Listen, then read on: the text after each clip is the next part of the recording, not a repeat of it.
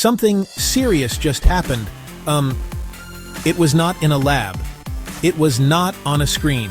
It was real. In Indianapolis, a city leader found his home damaged by gunfire. 13 rounds had been fired into his front door. He was lucky. He was not injured.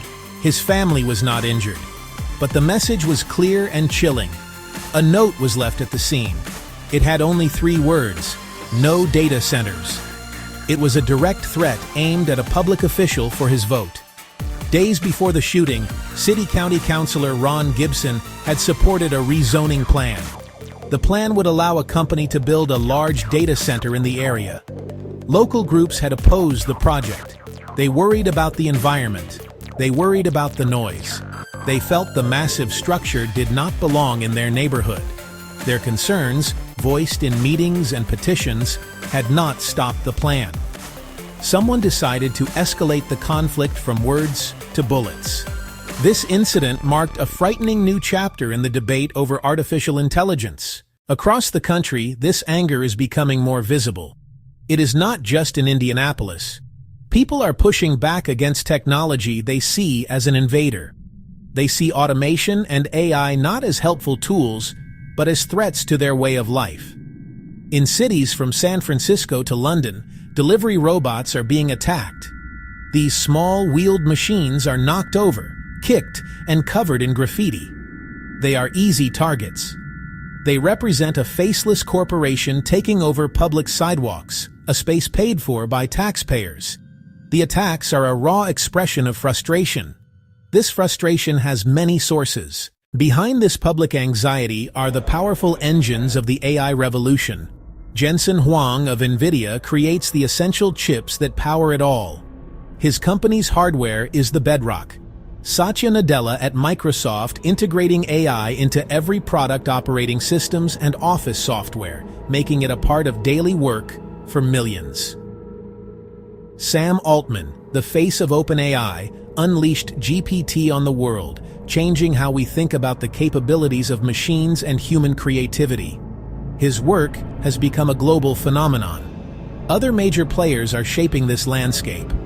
Elon Musk, XAI Grok sounds alarms about AI risks while simultaneously pushing its development forward. One of the most immediate impacts is on electricity. Data centers are incredibly power-hungry.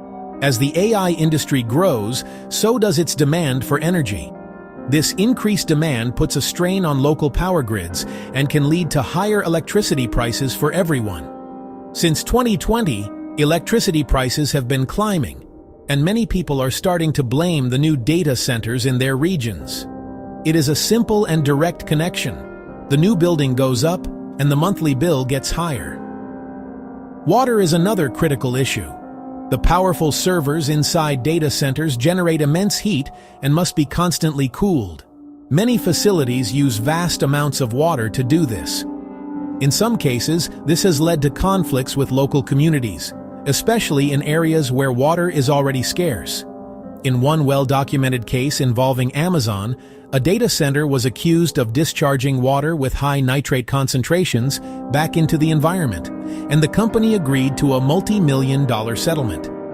This reinforces a perception. Big tech takes local resources without considering consequences. The anger is not just showing up in protests or attacks on robots.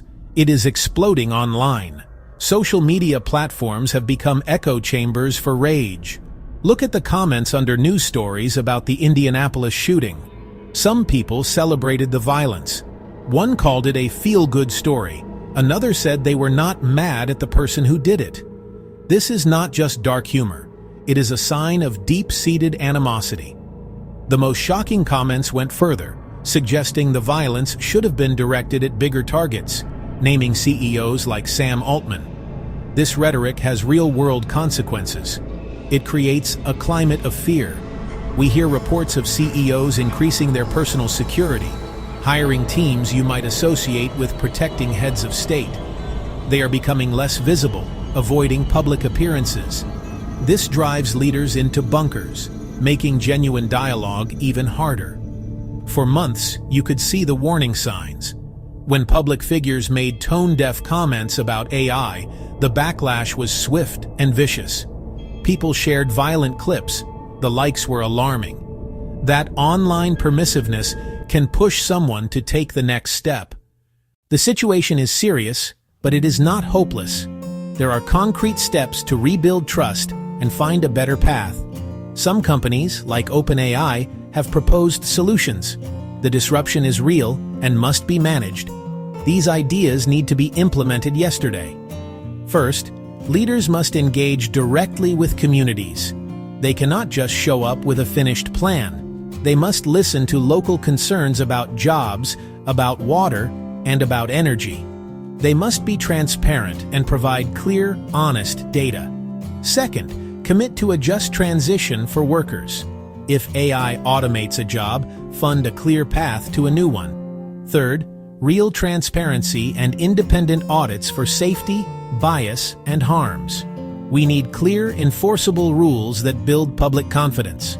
Fourth, share the benefits, taxes, community funds, and worker profit sharing. Change the story from extraction to partnership. This moment is a test. The AI war has not truly started, but the first shots have been fired. The anger and violence signal a dangerous path. Trust disappears when people feel left behind. Technology alone is not enough. The public must feel they are part of the journey, not obstacles to be overcome. Tech leaders must step out of their bubble and listen with humility, and act with foresight. See attacks on robots not only as a security problem, but as a cry for help. Regulators must set clear, fair rules to protect workers, communities, and the environment. Violence and threats are never the answer. We must not lose our sense of wonder. AI can help cure diseases and create clean energy. It can empower people and unlock new creativity. The choice is ours. We can choose transparency, shared benefits, and listening, now together.